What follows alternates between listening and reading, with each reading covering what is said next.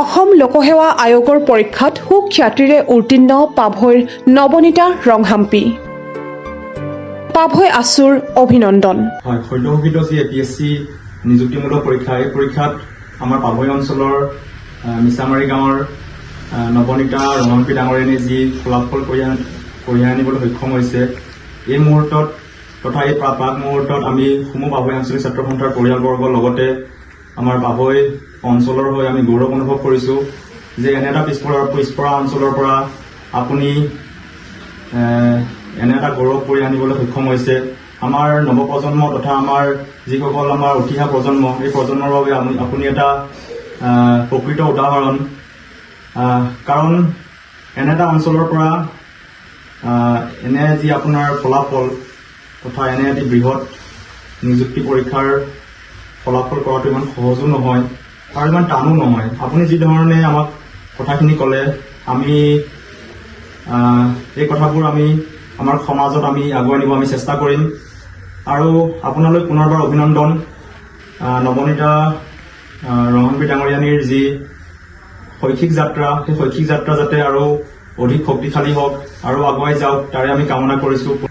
মই APSCৰ actually preparation after মাষ্টাৰ্ছে কৰিছিলোঁ 2021ৰ পাছত। তাৰ পাছৰ পৰা দুটামান প্ৰিলিমছ দিলোঁ, কিন্তু তেতিয়া মোৰ ক্লিয়াৰ হোৱা নাছিলে। এইবাৰ প্ৰিলিমছ আৰু মেইনছ ইণ্টাৰভিউ গোটেইকেইটা একেলগতে ক্লিয়াৰ হ'ল। ক্লিয়াৰ হৈ মেলি এইবাৰ আহিল আৰু ৰিজাল্ট ভাল। মোৰ প্ৰিপেৰেশ্যনৰ টাইমত একচুৱেলি ক'বলৈ গ'লে অলপ প্ৰব্লেম হৈছিল, কাৰণ মই ৱৰ্কিঙো হয়, অলৰেডি চাকৰিত কৰি আছোঁ। চ' আৰু চাকৰি কৰি থাকি পঢ়াটো মেইনটেইন কৰি ৰখাটো ইমান সহজ নাছিল। বাট মই যিমান পাৰোঁ নিজৰ টাইম, নিজৰ এফৰ্ট চব মই দিছিলোঁ। কষ্ট আছিল, নোহোৱা নহয়, বাট ৰিজাল্টটো ভাল ওলালে, সেইকাৰণে ভাল লাগিছে।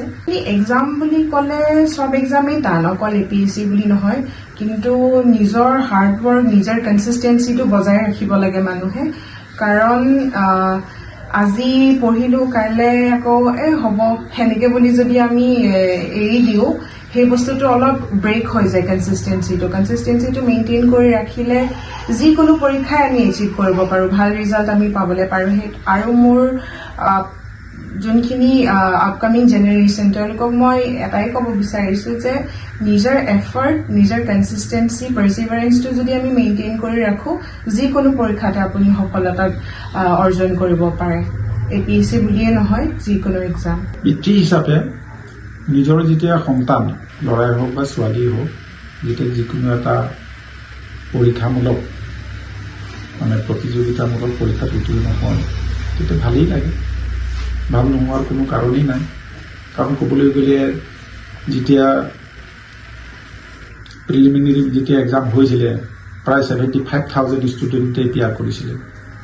তাৰপিছত 3,000 নে কিমানহে পাছ হ'ল। তাৰপিছত পোষ্টৰ ভেকেঞ্চি যিটো 1:3 অনুপাতত যিটো চিলেকশ্যন হয়, তাতো আকৌ হেৰি হয়। তাৰমানে এটা পোষ্ট যদি থাকে, তাৰমানে 3জন কেণ্ডিডেটক নিৰ্বাচন কৰে।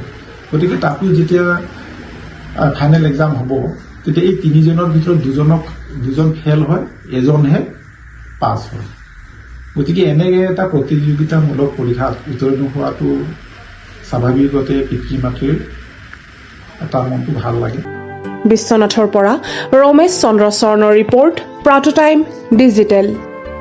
শদিয়াৰ পৰা ধুবুৰীলৈ, বৰাকৰ পৰা ব্ৰহ্মপুত্ৰলৈ সকলোৰে মাজত চিনাকি এটা নাম, প্ৰাতঃ টাইম।